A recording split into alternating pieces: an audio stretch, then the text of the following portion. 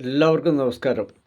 ഞാനിന്നിങ്ങനെ ഒരു ഫോൺ വോയിസിൽ വരാൻ കാരണം, നമ്മുടെ നാട്ടിലിപ്പം ധാരാളം തട്ടുകടകളുണ്ട്.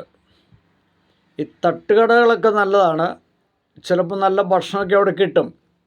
പക്ഷെ ഇവിടുത്തെ പ്രശ്നം എന്താണെന്നറിയോ? ഒരുമാതിരി തട്ടുകടയിലൊന്നും കയറി ഭക്ഷണം കഴിക്കാൻ പറ്റാത്ത സാഹചര്യമാണ്. ഒന്നാമത്തെ കാര്യം, ഈ വരുന്നവരും പോകുന്നവരും എല്ലാം ഇവിടെ കൈയിട്ട് വരും. പിന്നെ ചില സപ്ലയർമാർ, വെയിറ്റർമാരെന്ന് കുറച്ച് സ്റ്റാൻഡേർഡിൽ വെയിറ്റർമാരെന്നും പറയാം. അപ്പോൾ ഈ സപ്ലയർമാരെന്ന് പറയുമ്പോൾ ഒന്നാമത്തെ കാര്യം, ഇവർ കുളിക്കാമല്ല, ചിലപ്പോൾ ഒരാഴ്ചയ്ക്ക് ആയിട്ടുണ്ടാവും കുളിച്ചിട്ട്.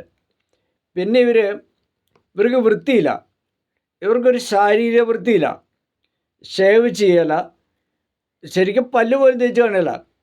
ഈ മദ്യം കുടിച്ചിട്ടും ഈ പുക വലിച്ചിട്ടും ഈ കൈ കൊണ്ടും ഒക്കെയാണ് ഇവൻ ഈ ഭക്ഷണം നമുക്കെടുത്ത് സപ്ലൈ ചെയ്യുന്നത്.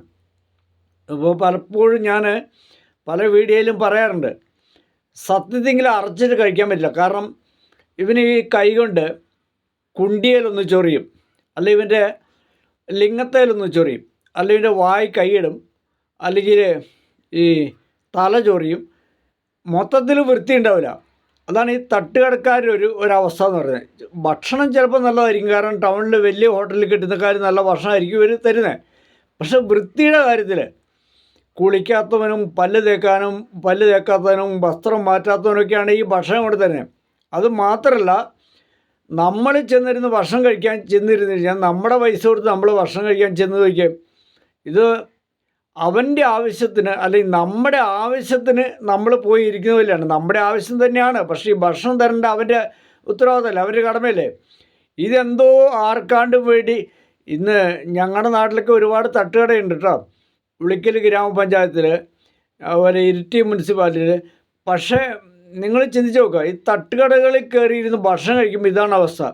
വൃത്തിയെന്ന് പറഞ്ഞ് ഇവൻ്റെ അയലോക്കത്തൂടെ പോയിട്ടില്ല. ആ ഇരിട്ടി പാലത്തിൻ്റെ ഈ താഴെ ഇങ്ങോട്ട് ഇറങ്ങുന്ന ഭാഗത്ത് ഇടത് സൈഡിലൊരു തട്ടുകടയുണ്ട്. നിങ്ങൾ അവിടെ പോയിരുന്ന് ഭക്ഷണം കഴിച്ച് നോക്കിയേ. ഈ മുണ്ടയിൽ ഇവൻ ചൊറിഞ്ഞിട്ട് ഒരാഴ്ചയായിട്ട് അലക്കാത്ത മുണ്ടായിരിക്കും. ഇവൻ ഈ ലുങ്കിയിൽ ഇവൻ്റെ മുഖം എല്ലാം കൂടെ വടിച്ച് തുടച്ച് ഈ മുണ്ട തുടച്ചിട്ടാണ്, അല്ലെങ്കിൽ ഇവൻ്റെ അവിടെ ഇവിടേക്ക് ചൊറിഞ്ഞ് മാതിരി ഈ ഭക്ഷണം കൊടുത്തരും.